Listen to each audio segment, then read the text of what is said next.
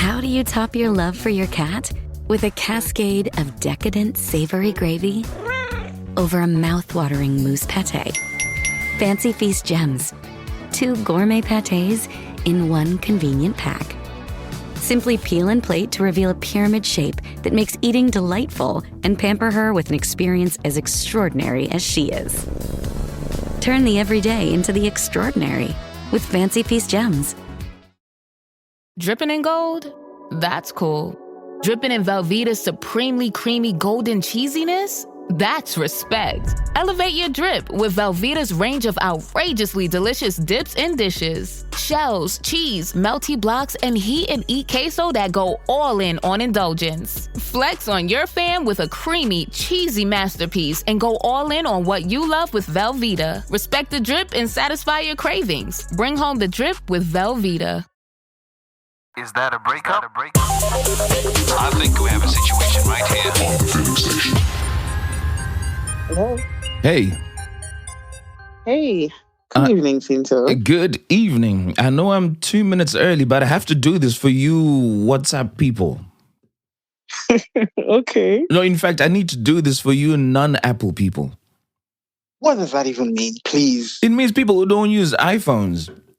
Mm-hmm. So what's special about people who use or who don't use iPhones? People who use iPhones, I've got no technical issues. I ring and I get straight in. Yo, who use Androids? Yo. You rang and got straight in, didn't you? Well, I don't know what happened today. Let's just say it's your lucky day. Let's just say it's your lucky day. You. Welcome to the Feeling Station. Thank you. Thank you very much. For those listening to the podcast for the first time, it's a romantic family and friendship breakup podcast showcasing stories that people would like to talk about with a view to give you lessons from their experiences. Now, I hope you find today's story entertaining, but more importantly, meaningful. And the podcast, as you know, is really popular for 2 main reasons. The first being I do my best to keep you anonymous, my friend, by giving you a name from the African continent. And and today I've chosen to go down south. So I'm giving you a name from Malawi. And and your name is Chikondi. And I don't know why that is funny. Why are you laughing? Did you say Chikondi? Yeah. Do you know a Chikondi or something? No, actually. Okay. It just sounds very familiar because it sounds like an Igbo name from Nigeria. Oh, does it? Okay. Well, this is Chikondi, and what Chikondi means is love. So, someone who's full of love, somebody who's soft, bubbly, delicate, just a lovey-dovey kind of person. Oh, dear. So that's the name. Hopefully you remember that. Do you want me to spell it for you or you're good? Chikondi. Yeah, Chikondi. I like it. Yeah, I'll remember. Cool. And what are you calling the person you're talking about today? Let me see. So all sorts of names came to mind, but I have settled on Dr. Dick. Dr. Dick? Yep. Hey, was it because it was that good? Not particularly. I mean, it was okay, Wow. But it's a combination of a lot of things. Jeez. Okay. I can't wait to hear how this pans out. So the story is about Chikondi and Dr. Dick. And then the second reason why the podcast is doing really well is there are real life lessons that people learn from the story that you're going to share. So what would you like anybody listening to your episode to walk away with today? Okay, so lessons. I would say one of the most important lessons would be to understand that people are going to lie to you, and that's fine. But don't you ever lie to yourself. Oh, nice one. Yeah. Nice. Even if people lie to you, it's okay. It happens. It's life. But you don't never lie to yourself. That is powerful, Chikondi. I really like that. You got a second lesson? And I have a couple. I have a few. And then my second lesson would be that love should complement who you are. If you're in a relationship, it should complement you. Oh, yeah. It should add to you. Oh, yeah. But if you find that it's depleting your energy and taking away, from the essence of who you are, it's no longer love. I don't know what it is, but it's not love. Hey, man. Hey, you've put some thought into these, huh? Yeah, I Yeah. mean, it's Yeah, I like this. it's worth thinking about. I like this a lot. Your third? My third lesson is you have to consistently interrogate who you are and why you want the things that you want. Yo. Yeah. You know, your lessons are very introspection heavy, as in they're really requiring you to take a step back and really think about your life, which I think not everyone is able to do. And I guess that's why this is valuable, right? And why sharing this Yeah, I story could point understand some light into why that is necessary, or at least how you managed to do it. I like that. Right. And then my fourth lesson, which is going to be my last lesson for now, other ones might come, but Okay. my fourth lesson is to recognize when a relationship is over and don't be afraid to just rip it off and go. I mean, it's always hard to end something, but sometimes you in your heart, in your head, your body is even telling you that this is done. Recognize when that is happening and just go. It's over. Just go. I like the way you said rip off the Band-Aid, because that process of ripping off a Band-Aid, you know exactly what that's going to do to you the moment you do that. You're going to need some healing on top of that. You need some time. Then you get a scab before it really gets okay. Nice. Yeah. Cool. Let me play those back. Number one, understand that people will lie to you, and that's okay, but never lie to yourself. Number two, love should complement who you are and add to you. If it's depleting your energy and taking away from the essence of who you are, it's not love. Number three, interrogate who you are and why you want the things you want. And then last but not least, recognize when a relationship is over and don't be afraid to rip off the Band-Aid. Yeah. Yo, okay, Chikondi, let's get into it then. Tell me, where did you meet Dr. Dick and why did you decide, hey, let me give him a chance with me? Okay, so I met him through a work colleague who was at that time a little bit, I won't say a very close friend, but, someone I was friendly with in the workspace, and we were in the media space. I don't want to give too much away, but we were in the media space. We worked together. She was a little bit older than me. And I was home when she called me one day and said, she had interviewed someone and this person is so interesting. This person is doing this amazing project and she knows I'll be interested in, knowing about it. And she's like, he would need some consulting. He would need some strategy. And, I happen to do that. Okay. And, she was like, I would want you guys to meet and just talk and you need to hear what he does. You need to hear what he does. I said, okay, fine. Set up a meet. And what she did was give him my phone number. Oh. Okay. So she gave him my phone number. I wasn't particularly offended because, it's a work thing and a business thing. So I had, a phone number for that. Right. So she gave him that. Okay. And, so he called and, introduced himself. I was like, yeah, I heard about you. And he said he would like to meet and discuss the plans. I said, okay, let's do that. And so we met. And it was business. We did discuss, everything that he was on about. And I was quite impressed, to be honest. I was impressed. Yeah. He looked good. He smelled good, which was important. At first glance, did he look like your type? I'm not one of those people that I would say, oh, I have a type, but I have markers. I have certain markers. Okay. Did he have those? I like, I like, be clean, look clean, put yourself together properly, dress like you're an adult, smell good, which is really important, and carry yourself, have a presence, you understand? And he had all of those. Ooh. He walked into the room. He looked nice. He was wearing one of those traditional, outfits that we wear in the southwest part of my country. And he, had a good haircut, clean shaven. I liked what I saw. Yeah. He looked responsible. So we had a good conversation. He talked about the project he was working on, and it was a people-focused project, a community service kind of thing. I loved it. And I was like, okay. I mean, this is something I can get behind. Do you have a budget? He was like, yeah, he's working on it. But what do I think? I said, yeah, it's good. I would like to come and see your operation though, before I decide if this is something, that I can put my name on. Right. Let me see, what the operation looks like, and so we arranged to get that done. And, he showed me a couple of stuff from his computer and I liked it. And I was like, okay, yeah. This is good. So that first meeting was purely business. And, it ended. And after that, he kept texting me. And his texts were borderline business, borderline flirtatious, Right. And I remember that there was a time I was heading out to town and with my friends, and he was texting me and I was texting back.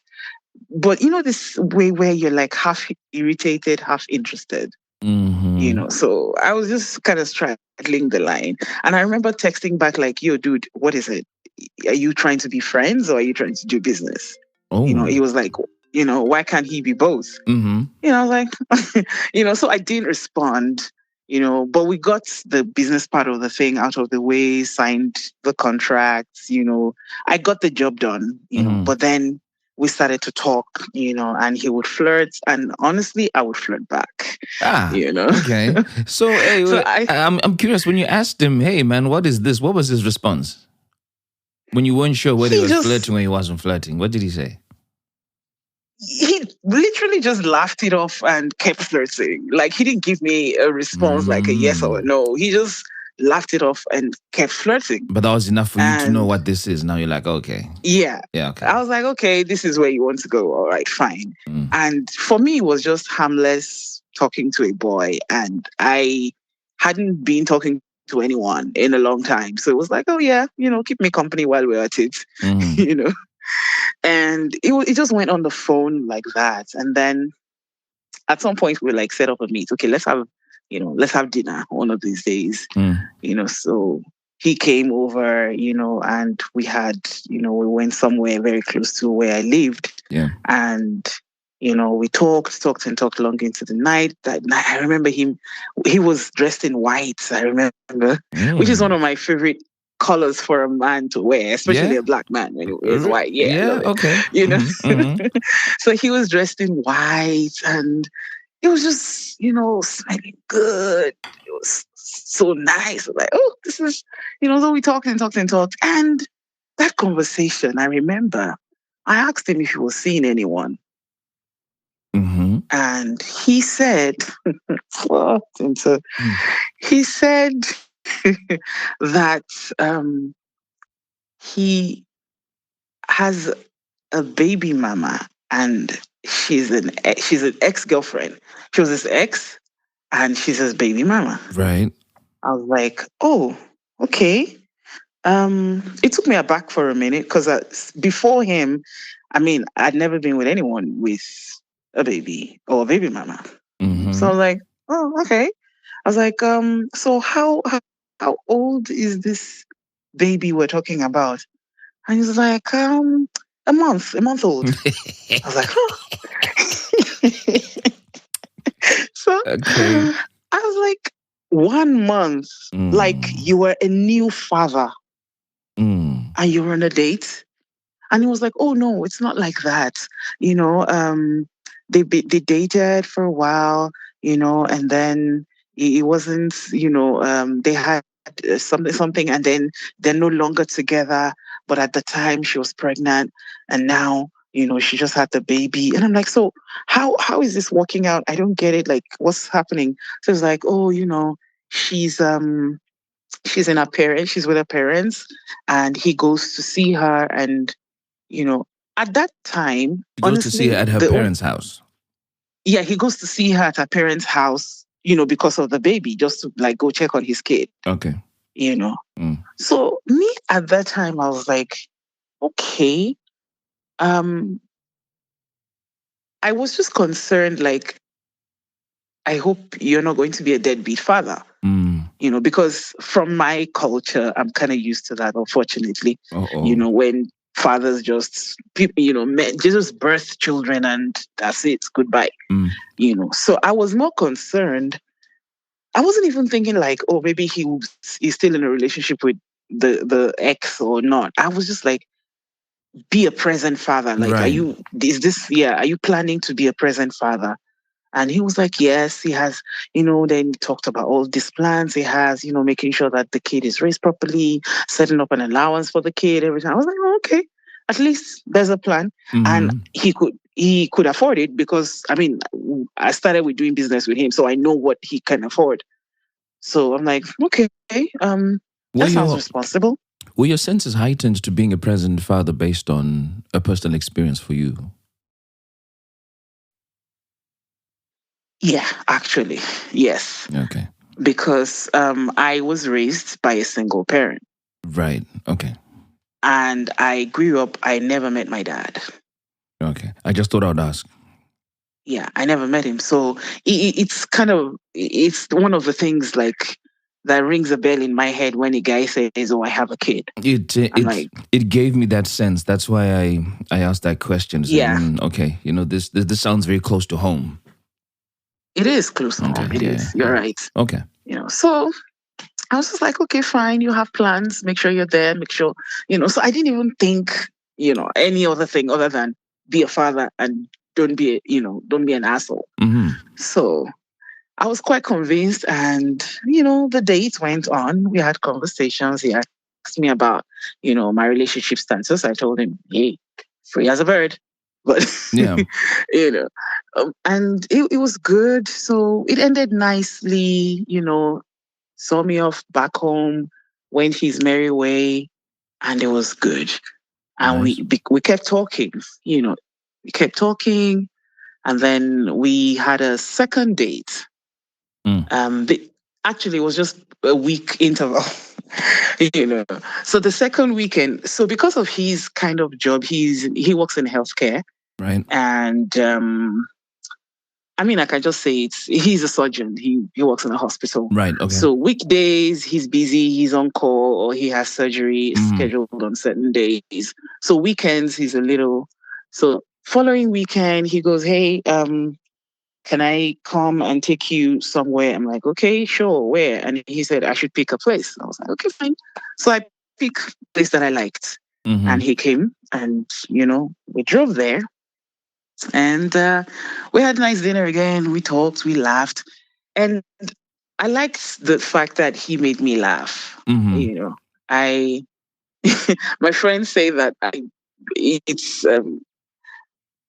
takes a lot, for me to find jokes from men funny generally. So really? When I see typically, yeah. when a guy manages to really say something that I find funny, I'm like, oh, okay, I like this person. Nice.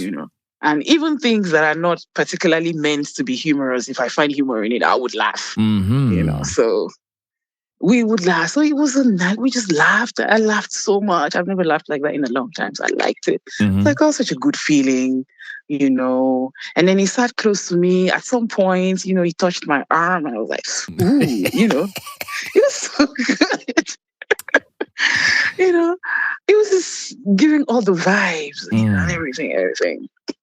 Anyway, we ended up staying so late that the people, they wanted to close down the place, and they had to tell us that sorry, you gotta go. We're shutting down. So now this is where it got weird. Well, not particularly weird, but I should have seen it coming, because as we left the place, I was heading home, and I didn't want. So he lived on the other side of town, and it's quite a drive. He would have to go over a bridge, and yes, he would have to. So he would have to go over this long ass bridge to the other side of town, and I was like, man, this is like past midnight. My house is closer, but I didn't want to bring him to my apartment because, the apartment that I was living in at that time was a company apartment. Right. So he would have to go through security that belonged to the company. And he would have to go through, the doors are numbered. So he would come up the stairs, go through, and my neighbors are my colleagues, So yeah. I'm like, I don't want this thing. I don't know. I don't know where this is going. I don't want my work colleagues in my personal life, and whether I'm bringing a man home at this time of the night or not. Mm-hmm. So I was explaining all of this and all of that, and he was like, "Oh, okay, that's no problem. That we can find somewhere and he can stay." So, I mean, it's a pretty decent neighborhood. So there are places where he can get a very nice room for a decent price and all of that. So got into one of these bed and breakfasts around the area and checked in. I remember as he was checking in, I mean, it's literally a block away from where I live. I could have gone home, but I didn't really want to go. Chikondi, tell us, why were you not trying to go home? Oh, Jesus. Okay, so during the day, I told you he touched my arm, and it was really nice. Yeah.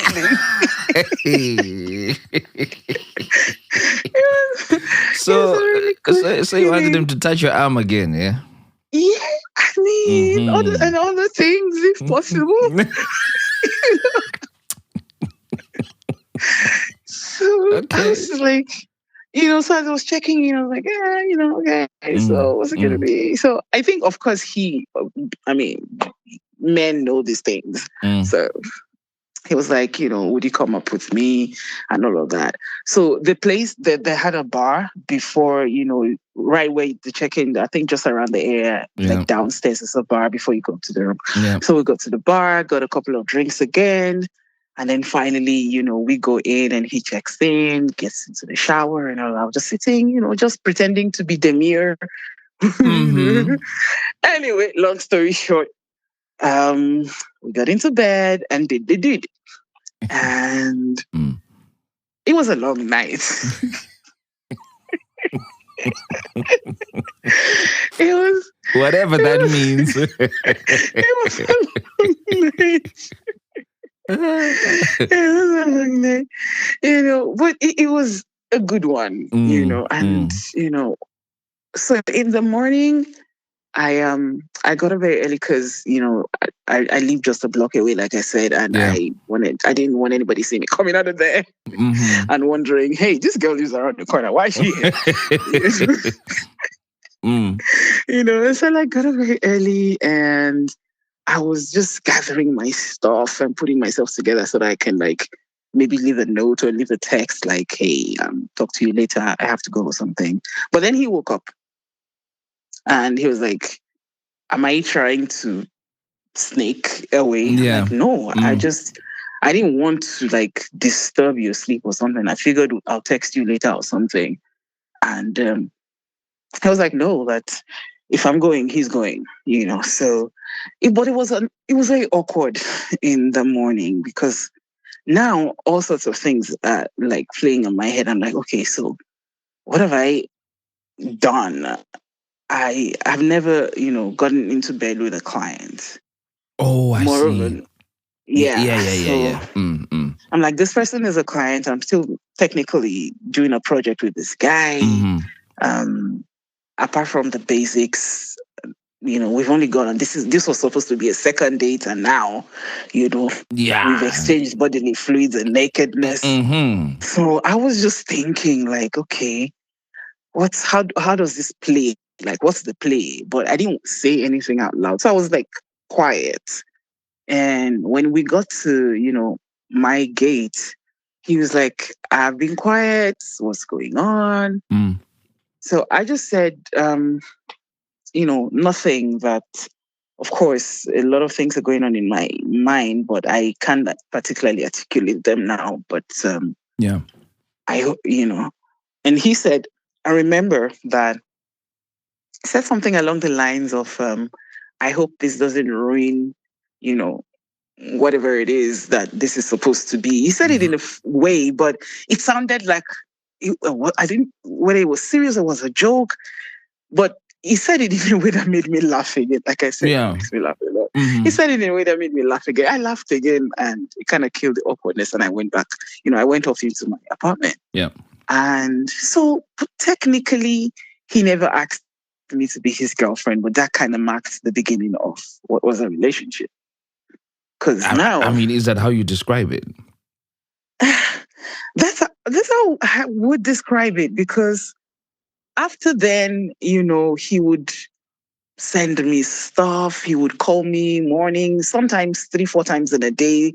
We would have conversations running through the day, except for days when he's like really, really busy. Mhm. But he would talk to me, even if it's a sentence or whatever, or just a quick call at night. Mhm. He would drive up to the island to see me. He would, we would hang out weekends. It became a thing, Mhm. really, from that very moment. And then the project came and, finished, and it still kind of continued like that. So it just became a thing. And then along the line, um, I think maybe like 2 months or maybe a month plus, or maybe like 2 months in, Mhm. I was like, okay, you're always coming over to the island to see me. Oh, yes. I don't go. Right. Like, I need to see where you live and what. Mhm. And I remember when I broached it, he was like, oh, he's that where he lives, the neighborhood he described it is actually very, very far. Mhm. And then he said, that area that he's been trying to move out of that place because he's been having these problems with his landlord, and the house has issues. The landlord isn't doing the necessary repair work. So Right. he's not really being like, staying in the place and all of that. Mhm. Sometimes because the healthcare facility where he works, he actually owns it. Oh, So nice.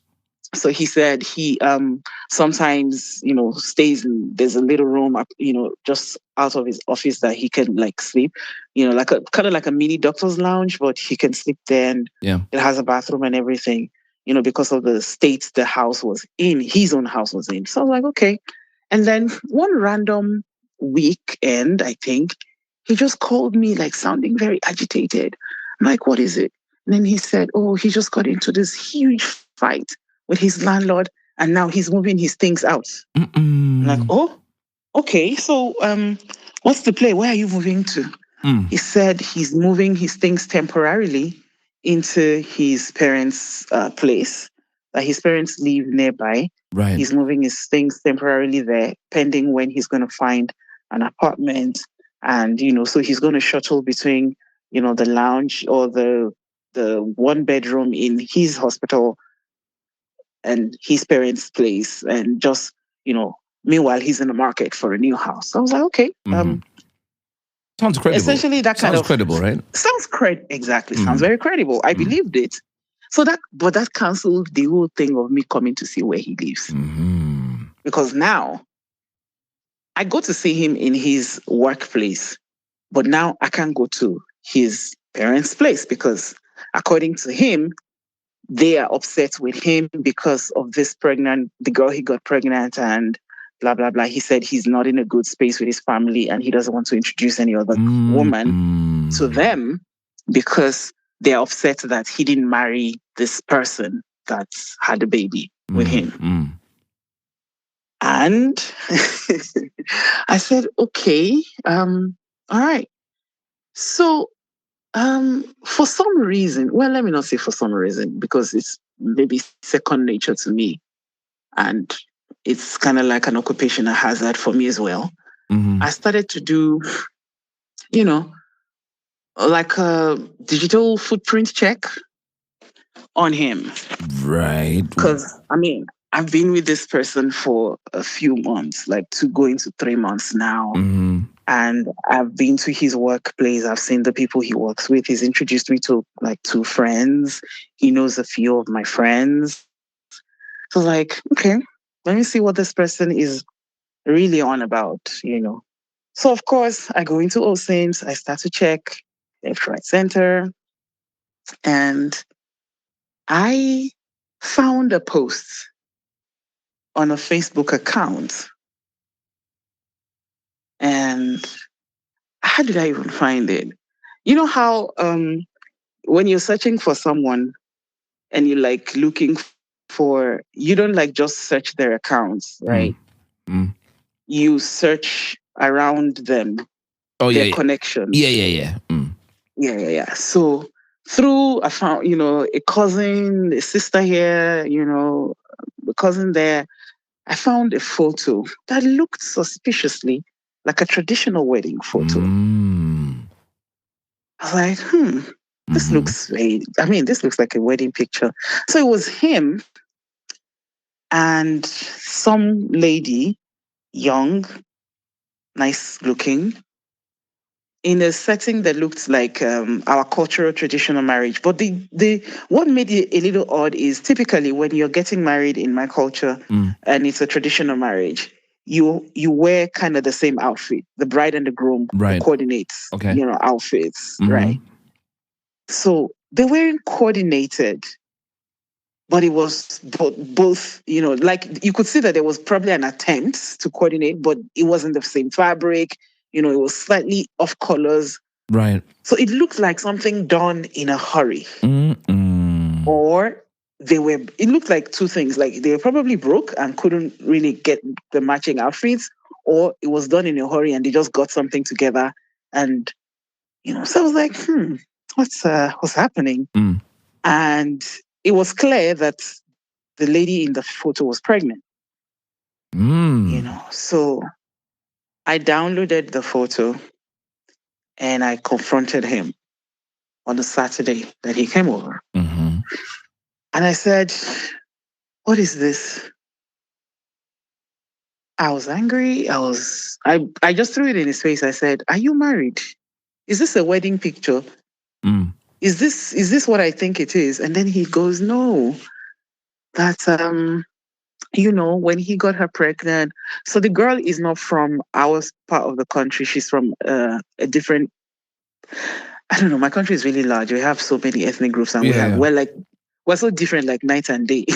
So in their side of, of the country, in their culture, when you get someone pregnant, you're supposed to acknowledge, even if you're not marrying them, you're supposed to acknowledge, and probably go to their family and pay something. Because if you don't do that, according to them, the child, you can't legally claim the child as yours. Right.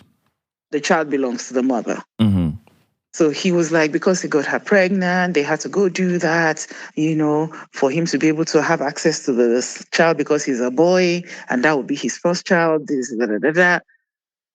Anyway, he goes on and on about it, about how, they don't have a relationship, nothing is going on, this, that. It was just that ceremony that had to happen. I can see from the picture, everything was done in a hurry. Nothing is happening, blah, blah, blah. I said, okay.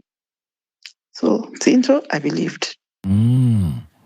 I believed him and I said, fine. So what's the situation now? He said, it's still the same. They're not, he has no relationship with her.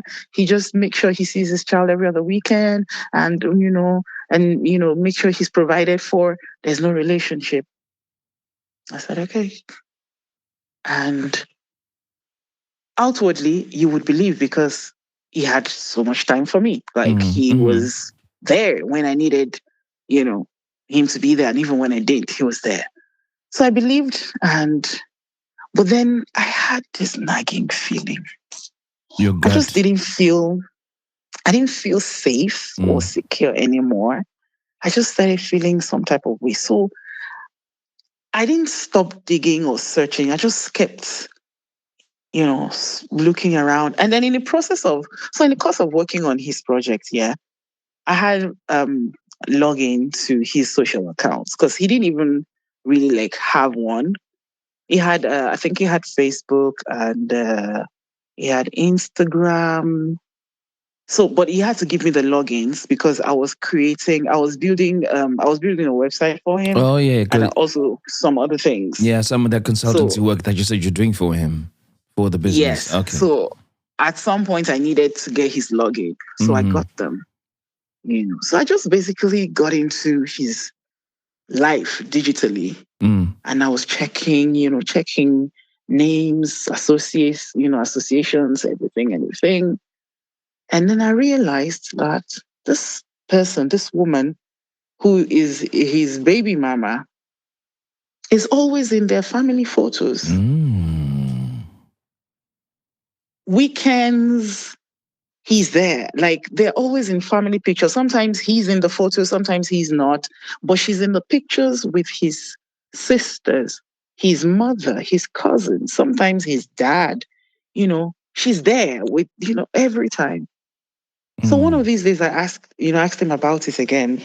And he said, his mom wants to see her grandson every weekend. And so she has to come and spend the weekend in his mother's house, in his parents' house.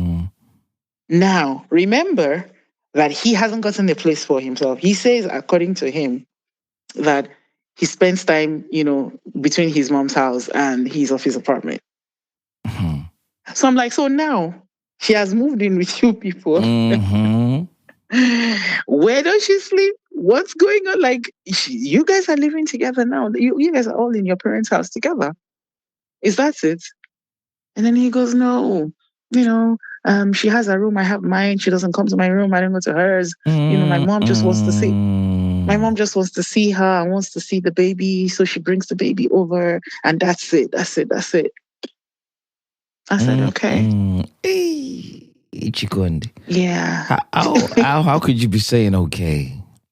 I said okay. Because at this time, right, I had fallen in love. Like you were in there. I was in it.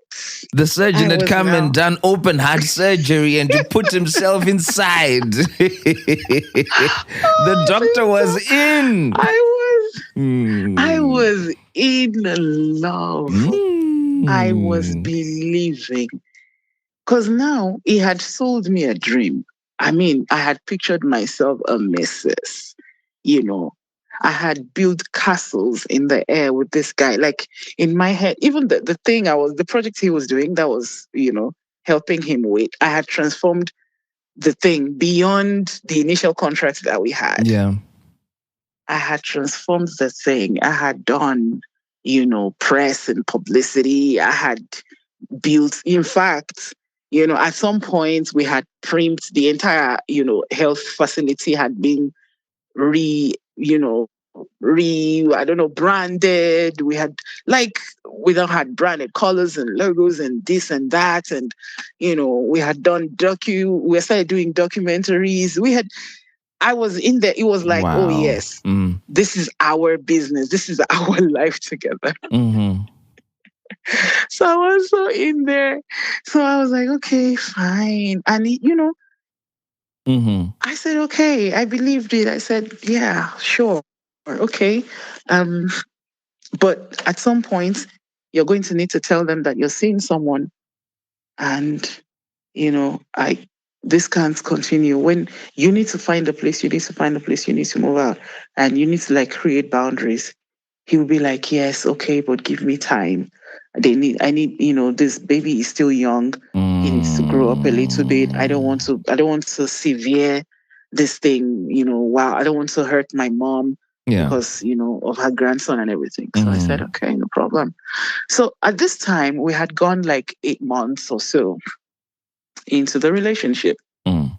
So on a weird day like that, well, not a weird day, in one of those, my supportive girlfriend, wannabe wife roles, I had reached out to some lady. I'm going to call her, let me see. I'll call her Mercy. Mercy, okay. Oh no, that's the wrong name. No. That's too close to home, sorry. No. Okay. Okay, random name. I'll call her Grace. Yeah, that's just a random off name.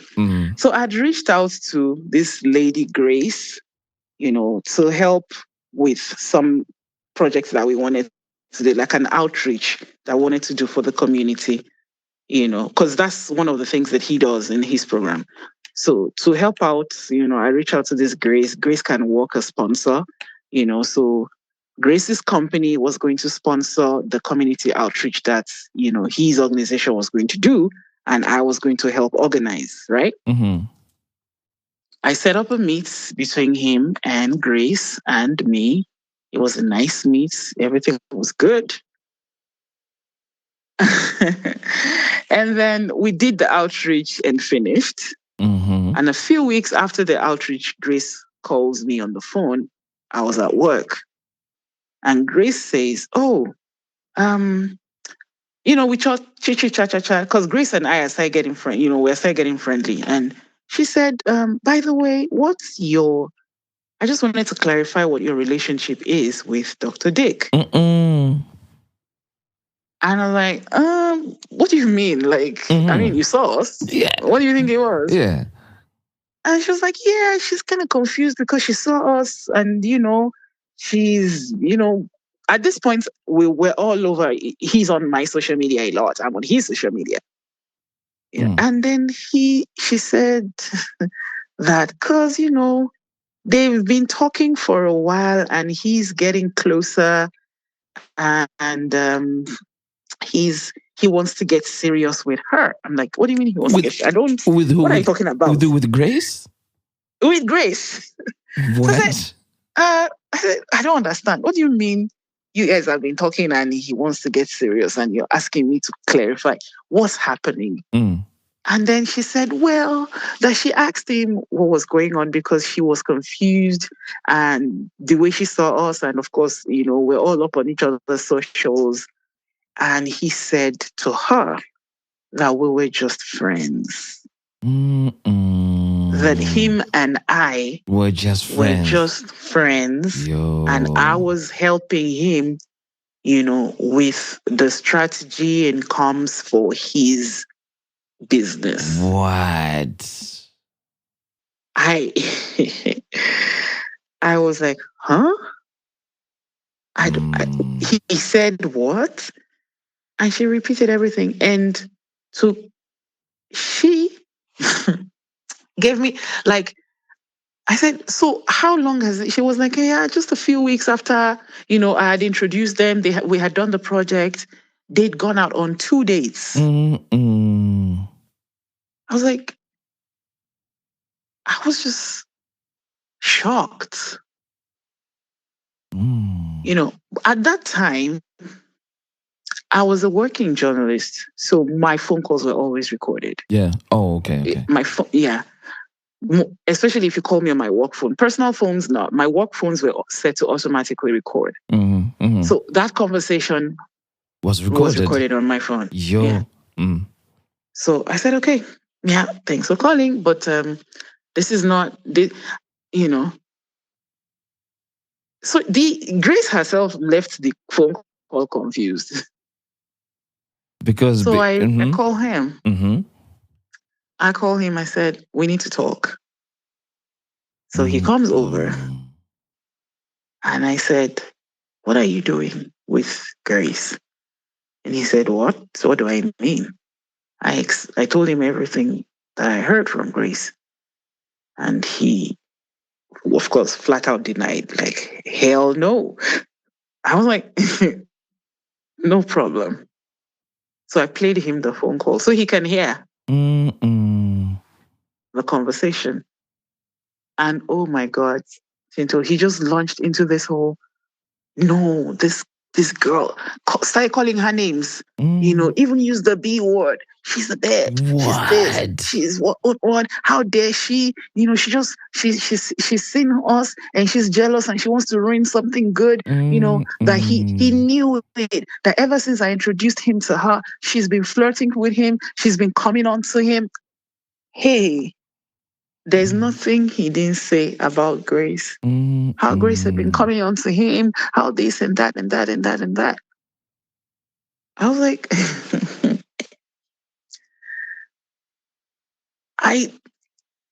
So here is where the lesson came. When I said, when they're lying to you, you don't have to lie to yourself, right? Right, yeah. Tinto, I believed him. Yeah.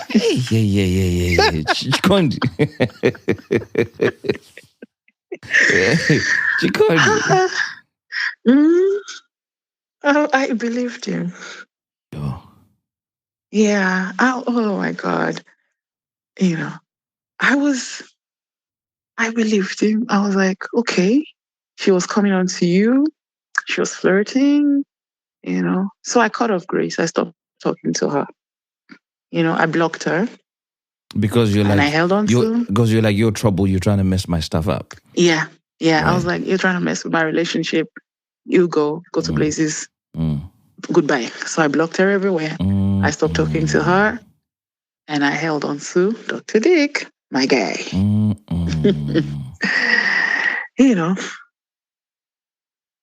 Because I had caught him on that one, of course, he stopped talking to her too. Oh yeah. So he stopped talking to her because... Yeah. Because, yeah. He probably felt it was I forgot. Yeah. Oh, sorry. I forgot something. He stopped talking to her not because of that. I did something. Oh. I recorded him and what he said about her and sent it to Grace. Yeah, I know. But why did I'm you messy like that? But why did you do that? Because I'm messy. I was messy. You wanted to prove to her that this is what this guy is saying about you, so back off. I wanted to prove to her that he doesn't love you, he doesn't care about you, he's mine, and he chooses me, and he chose me. Yeah.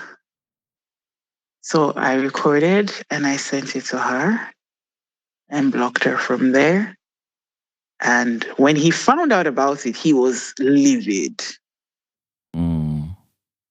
He was livid, but he couldn't repair his relationship with her. So that died. And obviously you were happy now. I was happy. I got my man back. So yes, it's just funny that you say you've got your man back, but your man had already gone somewhere else. He'd gone. Do you know what I mean? I'm not sure it's something to be celebrating. Exactly. Because, the ship had sailed off elsewhere. The question is, was the man even mine in the first place? You see, I've been careful not to say too much about that because there's a point when you said that, the relationship was now 8 months mature. And in my head, I was like, I don't remember this ever being one from the onset. Which is why one of the comments I passed at the beginning was, okay, if that's what you want to call it, cool. But it didn't give me that vibe from the get-go. But I mean, I thought for me, yeah, it was a relationship. It was as real as any, because we were always together. We would go to all these places. He knows everybody around me knew him as, this is the person that I'm with. He's all up on my socials. Everybody and we looked cute together when we take photos. So we're like everywhere. And he would openly put me on his socials. Like even when we go out he would take photos of the both of us. He would post it. So I was so sure that we were an item, and I had my guy, and he had me. So anyway, that was how the whole thing with Grace fizzled out. And then after that, some months later, not too long after that, I found out I was pregnant. Yo. Yeah. Random day, period didn't come. Of course, I mean, I'm dating someone in healthcare. Figured it out. I was pregnant. So now I'm pregnant, and now I start asking, what are we going to do? I need to know who asked what are we going to do. You asked what are we going to do? Yes. Okay. I asked him, what are we going to do? And he was like, we need to. So he threw the question back at me and asked me what I wanted to do. So that was like so we had this argument of, you say what you want. You say what you want. We said that for a while. And it was a Sunday afternoon, I remember. And at the end of the day, I tell him that I want to keep this baby you need to figure out how you're going to break it to your people and figure, all of this out and everything. So he says, okay, he's going to, give him a few weeks, in the meantime, I should just tell him everything I need. He's going to be there. He'll be supportive, blah, blah, blah. And I was happy. I was happy because, he was like, yeah, he's going to be there. He's going to be supportive. I should just give him some time, let him gently break it to his family, and what. And then on a random day like that, he, one of those Sundays when he introduced me to his cousin. He brought his cousin along, so introduced me to her. The cousin also lives with them. So I thought, oh, okay, I'm getting to meet one or two people.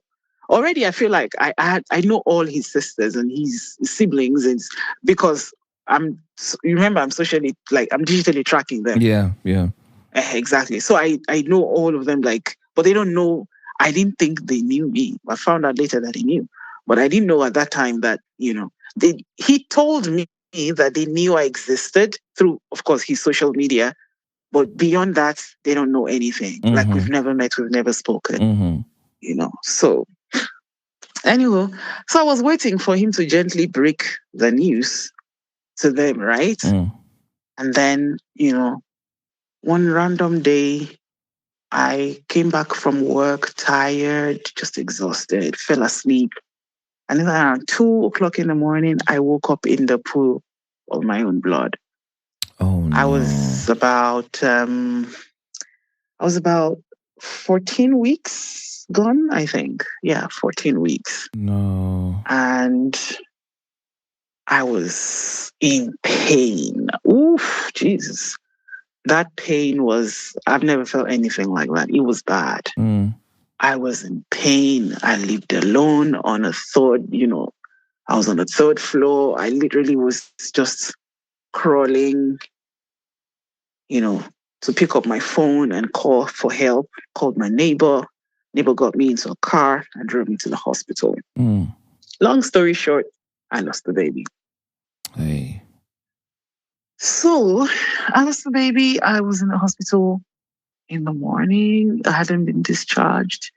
They couldn't discharge me because they had run some tests and realized that they had to evacuate because, the whatever was still in there. Right. Oof. So they had to do a procedure, to get the rest of the thing off, which was a whole nother painful, thing.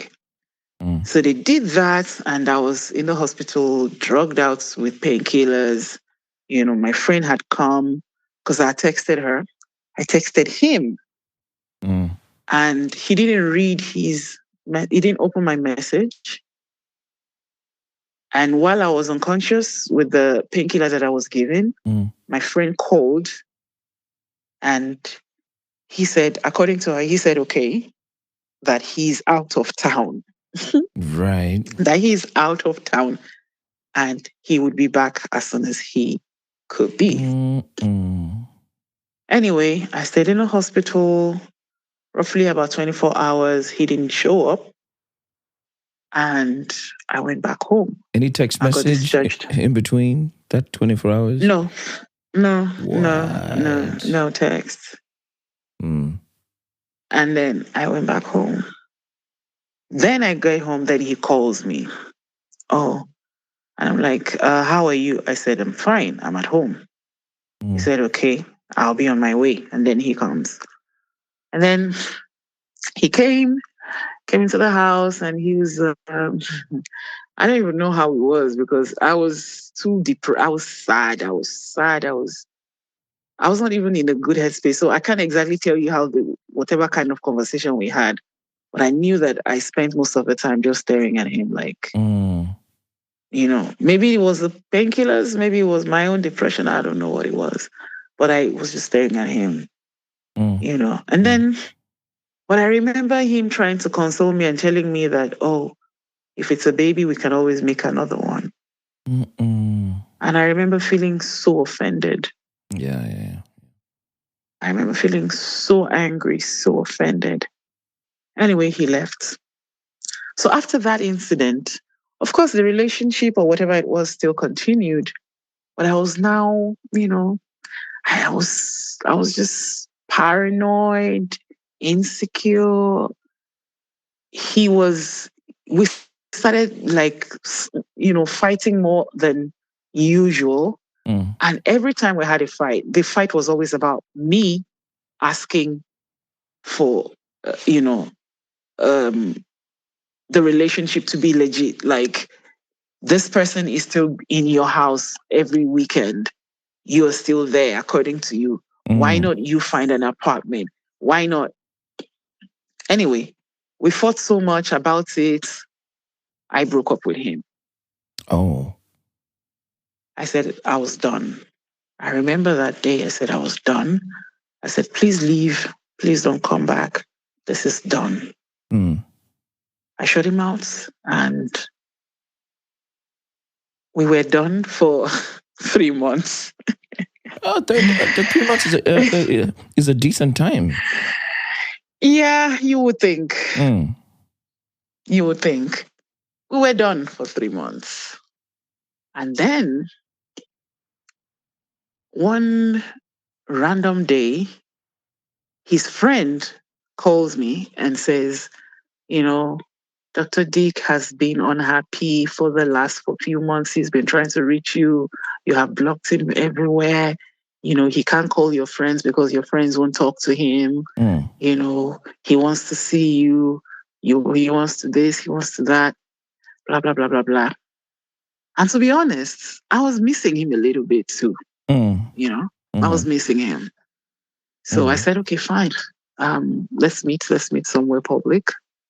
And he's not going to come to my house. I'm not going to meet him at any of our usual places. Let's just go somewhere random. Yeah. Oh, by the way, in all of this, I had moved from my company apartment to, his part of town. Why? I wanted to be closer. And I got this apartment that I now had to pay rent. In all my 7 years, you had never paid a dime of rent. Nope. Nope. I got that job and I was literally, I was a baby with my company. They paid my rent, they paid my bills. I didn't do nothing than buy clothes for myself and just be a baby girl. But I left that place and moved into a place where now I have to pay rent and utilities and stuff just because I wanted to be near where he was,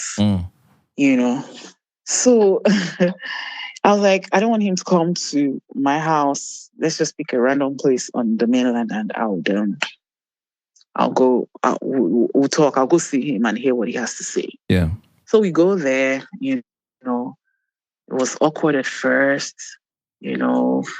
and then he was like, I wasn't patient, that I wasn't, the reason why that he was mad at me because I was always pushing him, that he had a plan, but I wasn't patient enough, to let him work his plan, to how to reach out to his family and make them understand, that we want to be together and, blah, blah, blah, blah, blah. So I said, okay, what's your plan?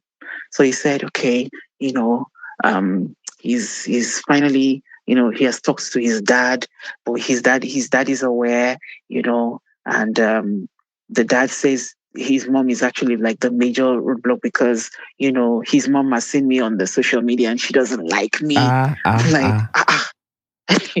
like, she doesn't even know me. I'm like, yeah, but she's seen my social media and she doesn't like me and this and that and that and that. And that's, I should just work with him this time and would make it work. Anyway, he sweet talks me again. I fell for it again. Plus, I had missed this man, yeah? Do you know, in all of the speaking that you've been doing, the only things that you said are the markers that you liked was a man who presents himself well, which you did, and the guy who smells nice, which you did, and the guy who makes you laugh. Okay, there's actually more. So, yeah, I was just wondering, what is it that's got you so hooked? Okay, so, anyway, I've learned my lesson now. But then, I was so hooked with, you know, when you have a picture in your head of the kind of person that you think you want to be with and the kind of life that you want to build. Like, okay, so then my thinking was, I mean, I was already okay career-wise. I was on my way to, to where I think my career we would be. So I wanted a partner that would complement that. Right. That also has like something solid career-wise, And he had that. I mean, at a very young age, he's just about 2 years older than me. And, I felt like at that age, young men of his age were, they're probably working for a government's facility or, like young doctors in a private hospital. Like, no, they don't own their own outfit, right? Mm-hmm. And apart from that, the project he was working on was really, it got my attention. I felt like because he was doing all of this community work and nonprofit healthcare for indigenous people, I felt he was a good person. Like, he has values, he cares about people, I liked that someone can take their resources and just use it freely and not expect anything back. Do you understand?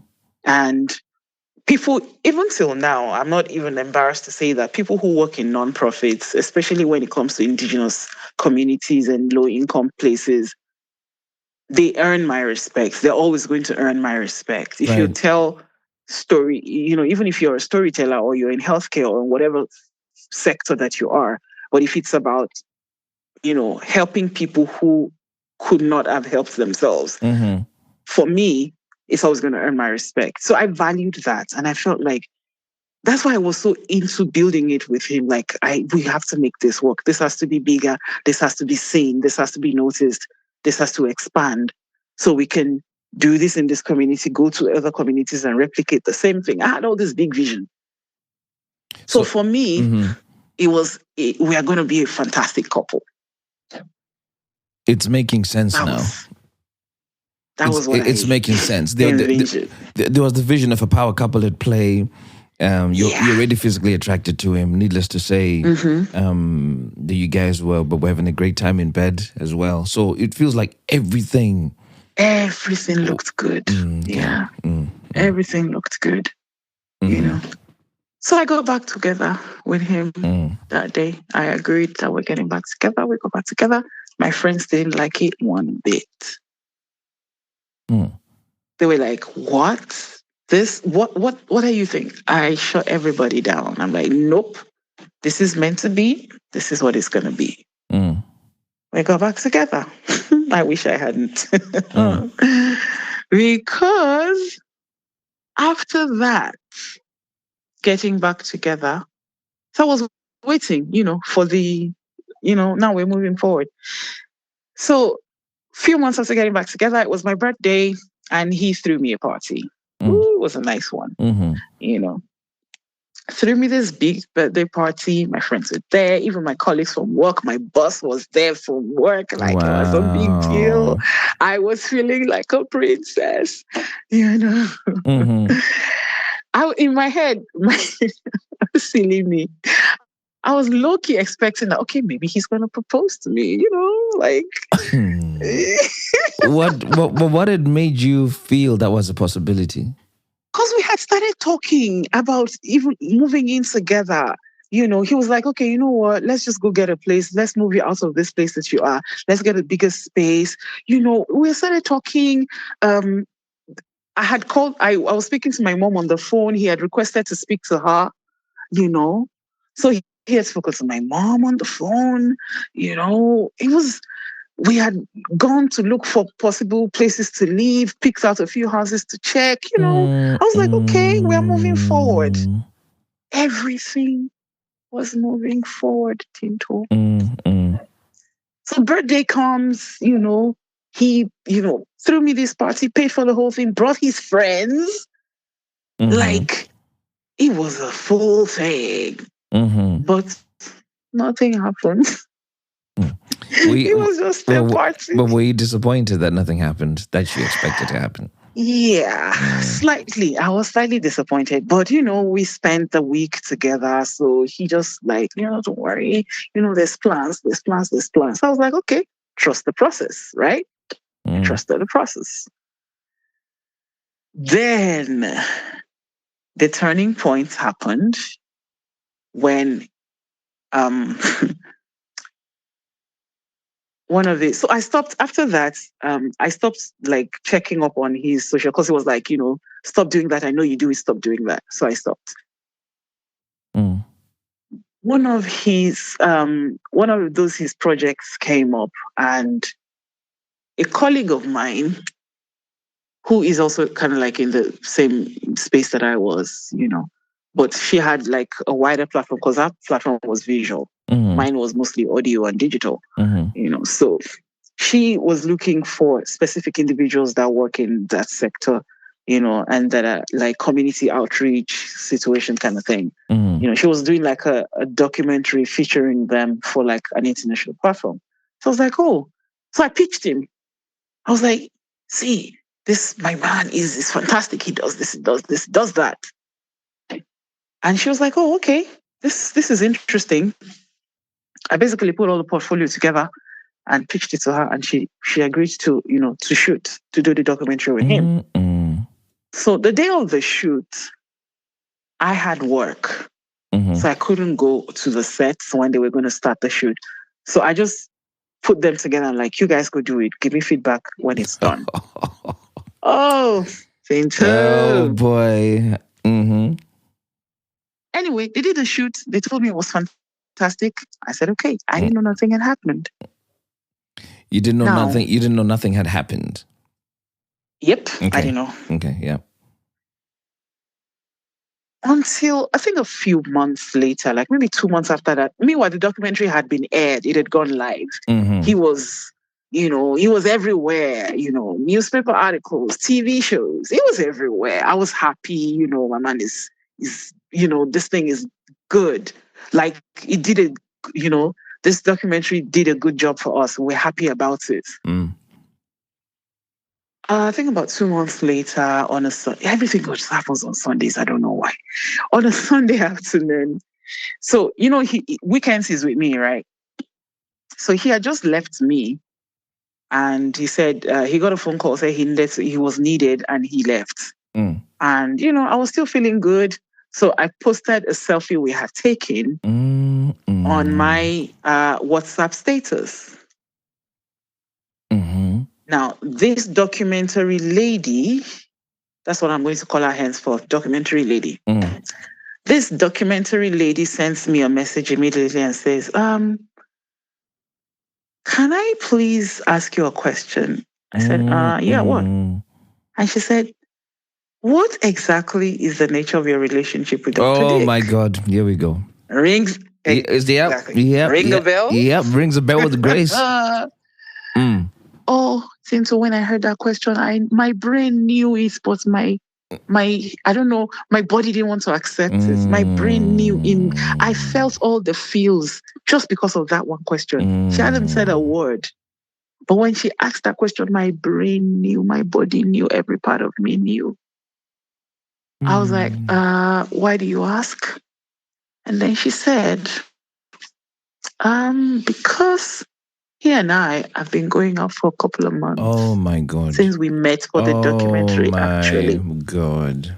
And I've been wondering about both of you. I said, excuse me? You have been wondering, but I introduced you to him. Yeah. As my man. Yes. So what are you wondering? What do you think we were? What do you think we were?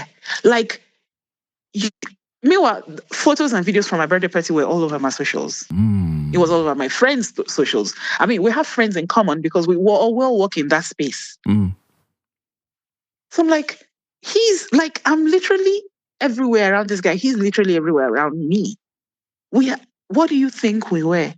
She was like, no, that's she's asking because what he's telling her is different. I said, what is he telling you? All of this happening on WhatsApp. I said, what is he telling you? And then she said, well, if you must know, He said, you guys are friends. You've been friends for a long time. You're very close. You're helping him on his project. You're his something consultant. I don't want to say the full thing. Mm-hmm. And, you know, you've been wanting a relationship with him and he's been trying to gently tell you that he's not interested, but you wouldn't let go. And so I almost died. I was like, huh? And you know what she did? She did me a she did me a solid. She sent me an archive of all their chats. What? Yep. Wow. See, people that work in our industry, do not fuck with them, especially women. We are not. Nah, see, there is so no. You don't. So because it's something I could do, so I got it immediately. Because the only way you can tell a story is to tell it with data. Wow. So she sends me a WhatsApp archive of their chats. And that was my Sunday evening reading. So I sat down and put my big girl glasses on and read. Oh, until what my eyes read. It made for a good night's read. I mean, I'm not saying it was a good night, but yo. It was a read. There were flirtations. There were, there's this thing Gen Zs use now, sex chats. There's a term for it. I don't know what they call it. Sexting? Yes, that's the word. There was that going on. There were quarrels where she was quarreling with him about me and how I'm all up in his socials and he's all up in mine. And him denying. Wow. Him denying and saying, oh, it's just me forcing these things and he's just been a good friend because, blah, blah, blah, blah, blah, blah. All of that. So I told her, thank you.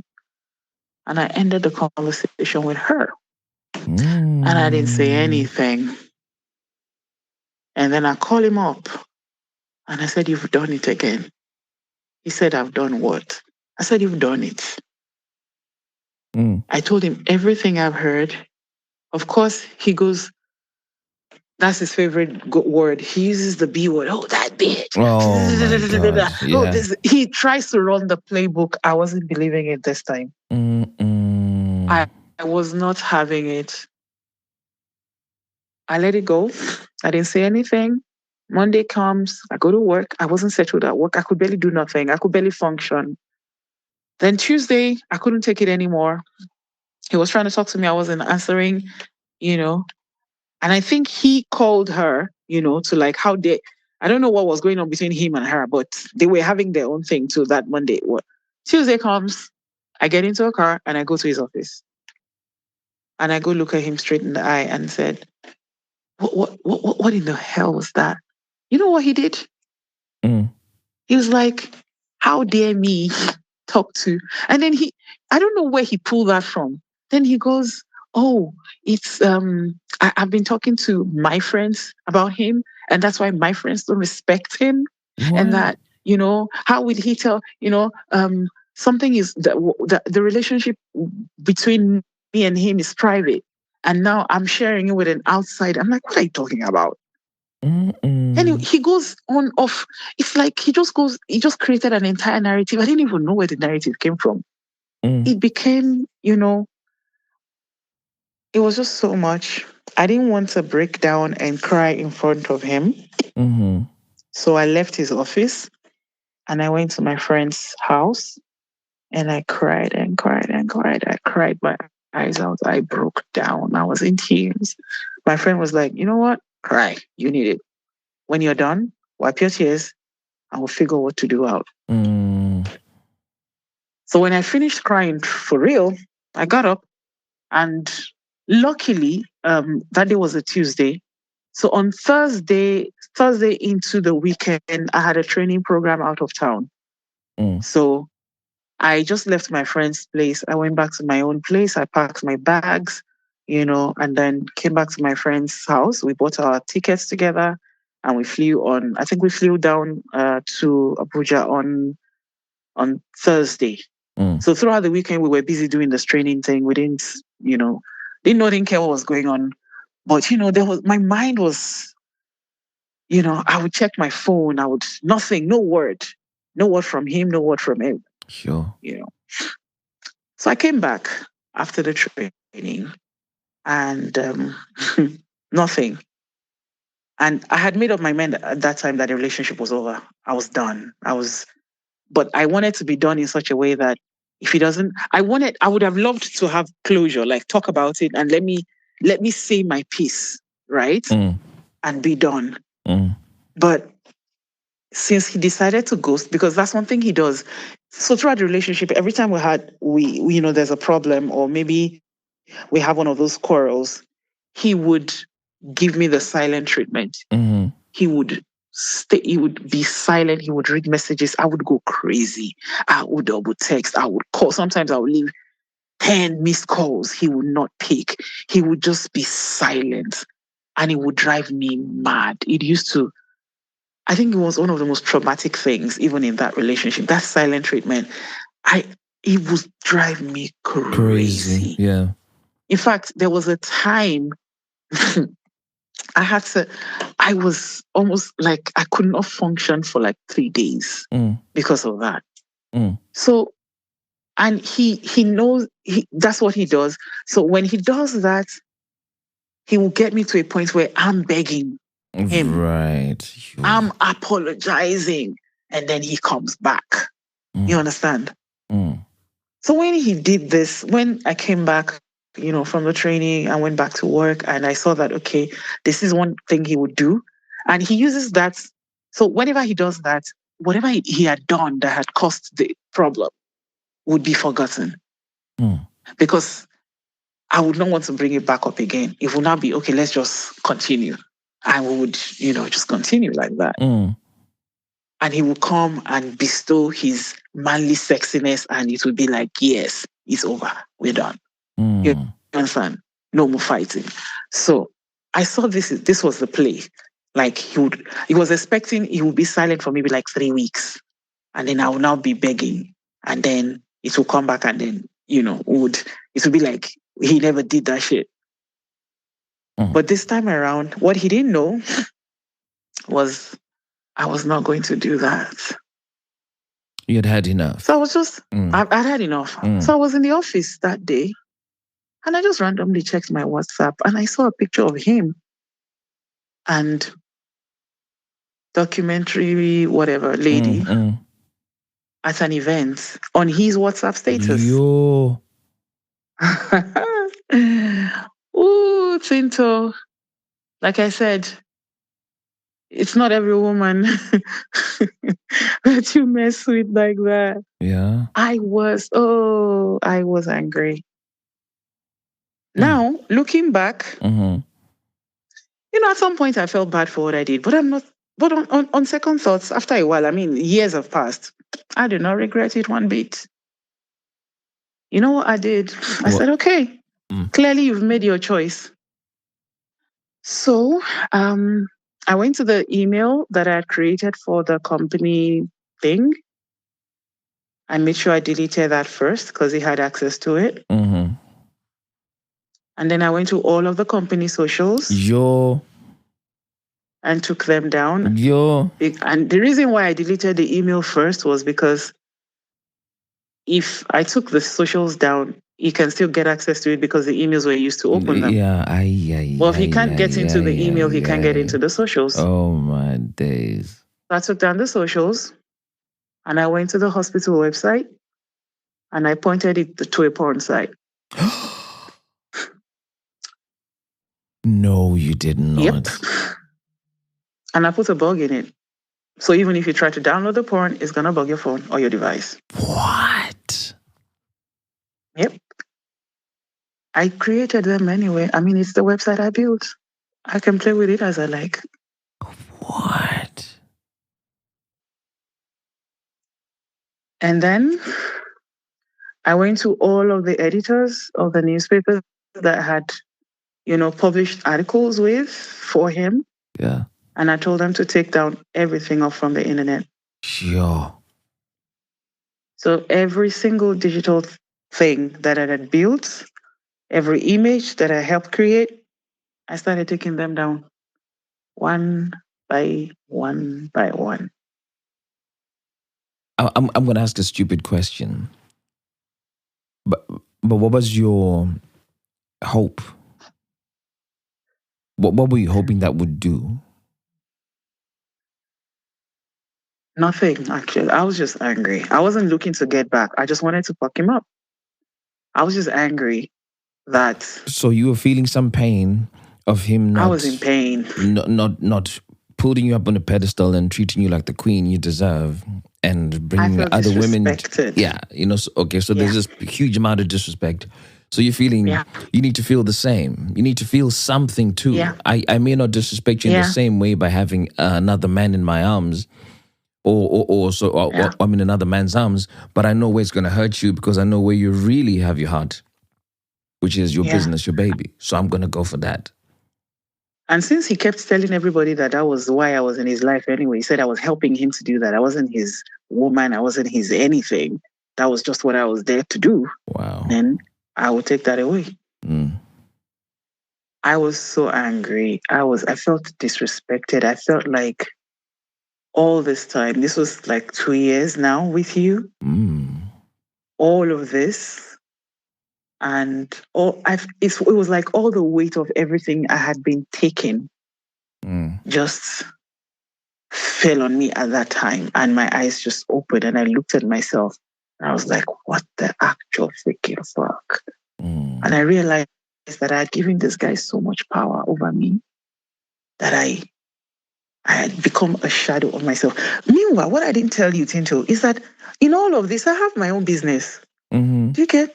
I have my own business that was apart from my, regular job that was paying my monthly bills, I have a good business in my industry that was thriving until this person took away my focus. Yeah. And I focused everything on him. It was everything I was now doing was about him and his project, which I had termed our project. So I looked at myself, I said, what? How did I, what? And I went on this revenge mission, Tinto. I called every news editor, every contact that I had in that space. I called them and I said, pull this down. Every show that he was built for an appearance, I'm like, he is not getting in. When I was done, I heaved a sigh and relaxed. I knew that heat was coming. Yeah. I expected it because all it takes is just for somebody to log into that website and see. And then they said, I was like, what the hell? So the lawyer called. I was in the office when his lawyer called and he introduced himself. And his said, lawyer called? Yeah, a lawyer called me and said, oh, yiddy, my name is La Barista, what? I'm representing Dr. Dick and, there's a petition that has been filed or that we are filing or what, or we would like to meet, we would like to have a conversation because we don't want it to escalate. So they wanted to have some sort of a mediation. So, okay, thank you very much.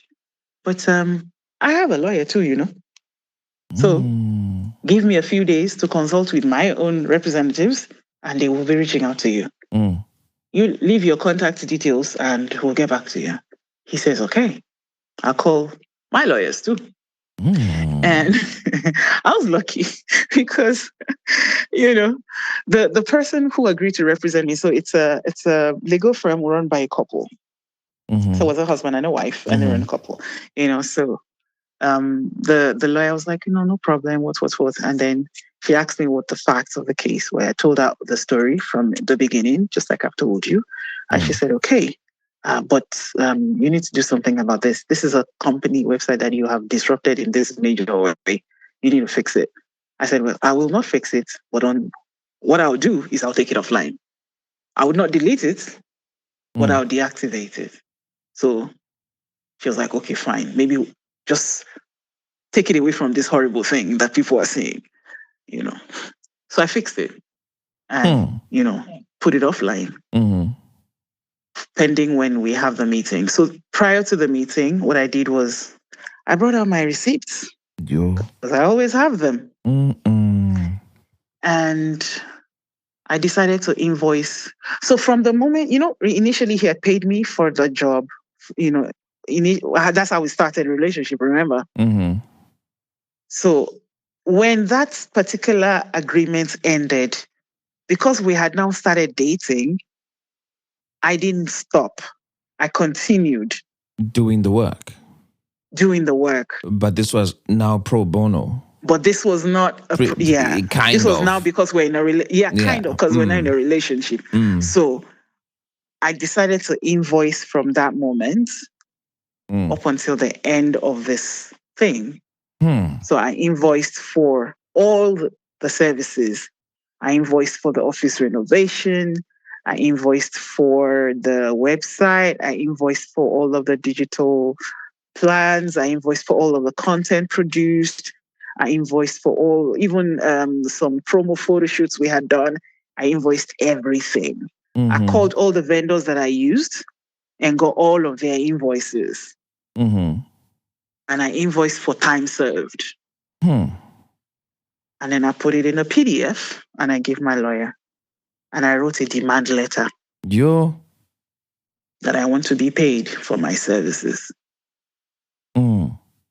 If he pays me, he gets his digital assets back. If he doesn't, it's gone. So we had the meeting.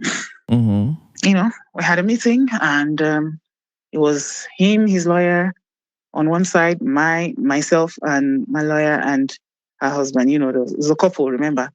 So I had two lawyers and I was in the middle.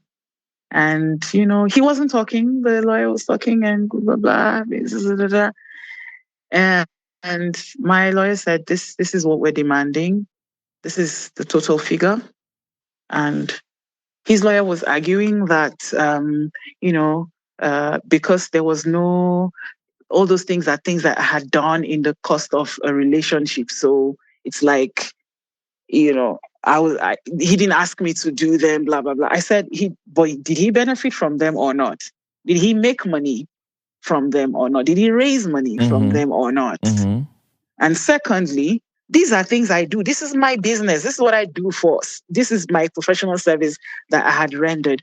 He should show me an agreement where I signed and said, I'm doing this pro bono or I'm doing this for free. Did I ever tell you that? You know, so it was a whole back and forth. You know, the lawyers went at it with legalese. And then he got upset. He just... So this is so crazy. I didn't even know that all this while, documentary lady was on the phone. She wasn't present at the meeting physically, but she was on the phone. He was recording, like he was recording the conversation for her to listen to. What? Oh, yeah. So when he took the letter from the lawyer and saw the figure, he just flipped up. Then he started yelling, I will show you in the city. I will show you. I will fuck you up. You think I don't know you? I know you more than you know yourself. I know everything about you. Blah, blah, blah, blah, blah. He goes on and on and on. And when he became agitated like that, my lawyers told his lawyer that, hey, caution your client. If he flips up like this and keeps making threatening remarks, we will not find it funny. So he gets offended and then leaves the meeting and then, you know, he went to sit in a car. Anyway, the meeting went sideways. Nothing was resolved. He got up and then he left. His lawyers left, my lawyers left. And then because he had threatened me and said, you know, he's going to deal with me, this is da. I felt unsafe in that house that I had moved into. Remember I told you I moved. You felt threatened, yeah. Yeah, I felt threatened. I knew that because, I mean, he comes to that house a lot. The security guard knows him. Everybody in that area, they know him. And he could just enter that apartment even when I'm not around, because they would let him in. Because they used to letting him in anyway on weekends. So I called up my friend and I said, I need to find another place to live like ASAP. It wasn't in my budget. I had actually planned the money I had, I wanted to use it for something else. There was a friend that was relocating to Canada and wanted to sell a car, and I was eyeing it. Mm-hmm. I wanted it, but now this had happened. So I need to, like get a different house. Mm-hmm. So, but COVID lockdown was also about to happen. Like the government was talking about it. It was in the news. People were not sure. Are we going to lock down? Are we not going to lock down?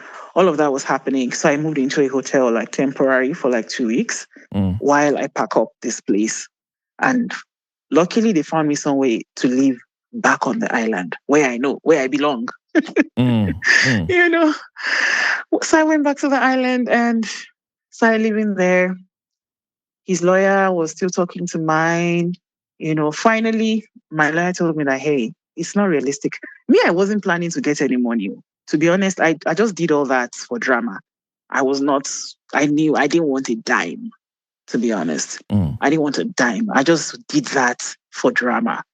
I wanted him to feel discomfort. You wanted him to feel pain? Yeah.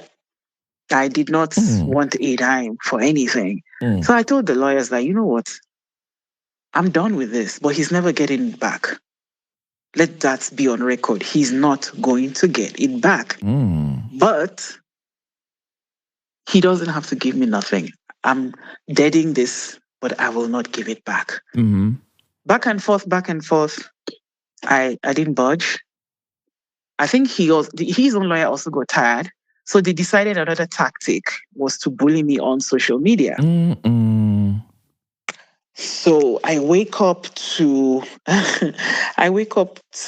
tweets tagging me from all these random bot accounts, tagging me and calling me names. How, she calls herself this. They used my Twitter name.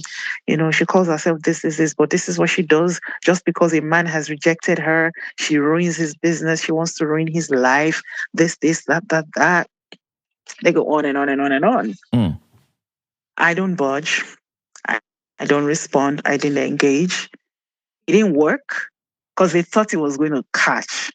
But because there was no significant accounts picking up the story or retweeting, and I didn't give it any oxygen, it died. Like just one of those random things on Twitter. It died. Nobody picked it. Nothing happened. They reached out to bloggers. Unfortunately, in my industry, if you reach out to bloggers with my name, they're not going to publish without asking me first. So, because they know you. It didn't work. Yep. It didn't work. So nothing happened until the HR of my office calls me and says somebody had written and said that I'm a bad person to have in management because a former client of mine broke up his relationship with me and I brought his business down. And so someone with my kind of precedence cannot be trusted by the company.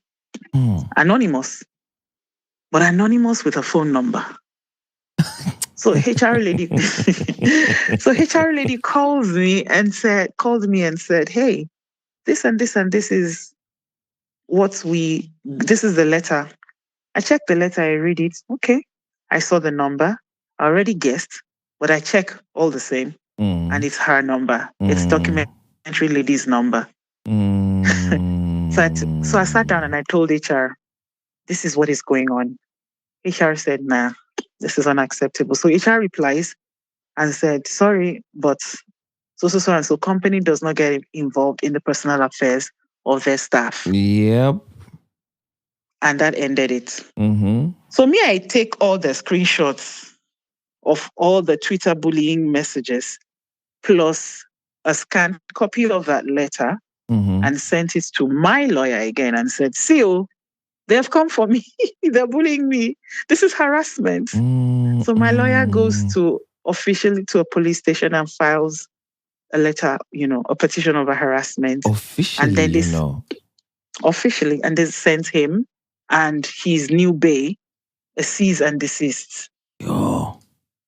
So his lawyer responds and says he doesn't know about it, that whatever is going on is probably the babe that it's not him, it's documentary lady orchestrating all of this. For me, I said, well, whatever it is, you guys just don't bring it near me, because I will give it back in full measure. But Tinto, that's how they left me alone. Oh, yeah. That's how. It ended with the cease and desist letter. That's how they left me alone. That is unbelievable. Yep. That's how they left me alone. But that is... I mean, there's a lot of extra things that happened with her, but that's not my story to tell. It's them. Yeah. But me, that's how I got out of it. That's how they left me alone. That is unbelievable. the amount of carnage and damage that brings to you as an individual, brings to the other person, Dr. Dick, is a lot. I was just thinking about that. Because there's an episode that's probably going to drop. I don't know if it's going to drop before or after yours. Probably I shouldn't say too much if I air yours first. But I was torn in the way that the girl did her revenge, in quotes, or got back to the guy. It really left me a little conflicted. Yeah, because it involved something that had, some real life consequences somewhere along the lines. And I was just thinking the same about yours, right? In terms of, okay, let's just talk about pointing the website to a porn site, taking assets off, things that were all business related, and they had been, paid for. That the first bits had been paid for. The rest was now during the course of your relationship. That feels to me like it creates a bit of collateral damage, because ruining somebody's business just doesn't affect them. It impacts employees, customers, potentially families, communities. And one of the things here's how I thought about it. I thought about it because I thought about it before I did it. And here's how I in my mind, I justified it. Maybe it's not a justification. I mean, people can decide, but this is how I justified it in my mind. What he paid for originally, the first, when we met and, we got together, what he paid for was for publicity towards an event that he was doing, an outreach, that he was doing at that time. I did the outreach. I made the publicity for the outreach. The outreach was done. The extras came because I felt you couldn't have done this outreach and not have all of these things to support and to continue. You understand? So I created, think about it. It was easy for me to take them down because I created them. Do you understand? In fact, I remember that the Twitter account was an old account of mine. Because, back in the day when, we started to get on social media, we used to have burner accounts a lot. We would have multiple Twitter accounts and grow them.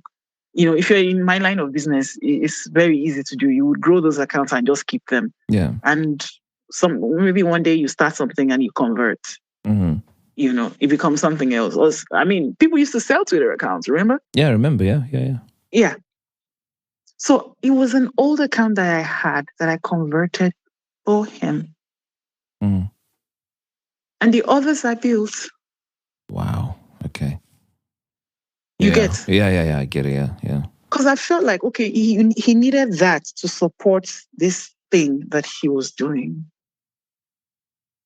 So I thought about it, and I felt like this is not an online business. It's a brick and mortar physical business. You don't lose customers. They know where the address is. They're going to find him. Oh, yeah. Yeah, if he's not online today, they know where to go. If they need help, they know where to go and knock on doors, and, they know exactly where to go. So it's not going to lose. It's not a business that depends on online sales or, that kind of thing, or conversion. It's just the presence, which can be built back. Because they tried. Documentary Babe tried to do it, to do it again. But I wanted them to for me, it achieved what I wanted because I felt like my time, my energy, my skills were disrespected and treated casually with levity. So I felt like if you had to do this by yourself or you had to pay someone to do it, you understand how much I put in it. Because if it was so easy, let's see you do it. You understand? Yeah. That's why I took them down. I felt like I felt like taken for granted. Like you just see me because these things just happen for you. You think it's happening because you're magic or because you're so fantastic. There was someone doing the work in the background. Yeah. So I wanted him to see that. And I know he did. Because his reaction proved that he did. Yeah. I guess you've not heard from him since, right? Because you blocked him. How? Yeah. Me? Block everywhere. He would. I mean, I exist in the world, so he would know I exist. But I don't care, to be honest. I'm not like it's. I was wounded, Tinto. I mean, I'm laughing about it right now. And all those things, even with the revenge, it felt like I just did it and I moved on from that. Even I was in pain for the whole year. I was in pain. Even as I was doing the thing with all of the lawyer back and forth. I did all of that in pain. I had to rebuild myself from the ground up. I had to ask myself questions. Why did I get into this? I realized I wanted so badly to be married. I wanted this picture perfect life that I thought is the life I want. And I realized later that I didn't even want it that much. I wanted a picture. I wanted a picture, and I was willing to just let myself be dragged in the mud just to achieve that picture. But growing up from that now, I realized I didn't even want, if I had gone ahead and maybe for some weird reason he had proposed to me and we had gotten married, if we're not divorced by now, I'll probably be a shadow of myself, depressed and insecure and not able to do anything. And I would not be here in my life where I am right now. It would have been a bad situation. So it wasn't even good for me. But I wanted this thing that was not good for me so badly. So the whole year was me in pain, and then me growing up, and then me learning, and then me apologizing to myself for letting myself down, and me facing the fact that I was lying to myself. This guy was lying to my face and I was swallowing it hook, line, and sinker. I knew, like my brain would be telling me that this is a lie. But I will refuse to believe it. I'll tell myself, I'll make excuses. I used to make so much excuses. I'll be like, no, he loves me. He couldn't, if he doesn't love me, he won't be here every weekend. If he doesn't love me, he won't spend so much time with me. Oh, he's going to leave her. Oh, he's this, he's that. I would tell myself anything. Yeah. Just to stay in that relationship or whatever it was. So, yeah. Hey, well done for coming out of it, because it was very difficult. You like you expressed, you were really in love with this man. Oh, I was. Yeah. I hate to put it this way, but you were in a long-term situationship. It was a situationship. It was It was a situationship. I think because he never really put his foot to it and say, I want you to be mine. And then all of this philanderous behavior that he was exhibiting and showing, kind of. And I was believing everything. Yeah.